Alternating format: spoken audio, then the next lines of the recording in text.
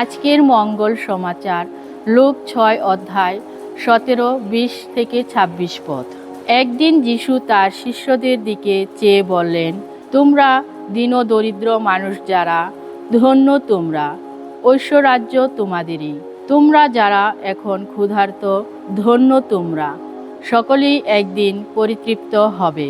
তোমরা যারা এখন কাঁদছ, ধন্য তোমরা, তোমরাই একদিন হাসবে। ধন্য ধন্য তোমরা, লোকে যখন মানবপুত্রের জন্য তোমাদের ঘৃণা করে, লোকে যখন তোমাদের একঘরে করে দেয়, তোমাদের অপমান করে, তোমাদের দুর্জন বলে তোমাদের নামটি পর্যন্ত মুখে আনতে নিষেধ করে দেয়, সেদিন এমনই ঘটে। সেদিন আনন্দ করো, তোমরা উল্লাসে নেচে ওঠো। জেনে রেখো, স্বর্গলোক তোমাদের জন্য সঞ্চিত হয়ে আছে এক মহা পুরস্কার। ওদের পিতৃপুরুষেরা প্রবক্তাদের সঙ্গে ঠিক এমনই ব্যবহারই করেছিল।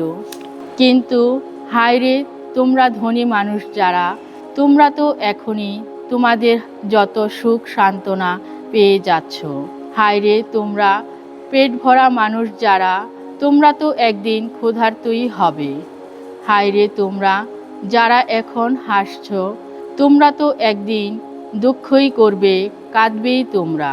হায়রে তোমরা সকলে যখন তোমাদের সুখ্যাতি করে, ওদের পিতৃপুরুষেরা নকল যত প্রবক্তার সঙ্গে ঠিক এমনই ব্যবহারই তো করেছিল। প্রভুর মঙ্গল সমাচার।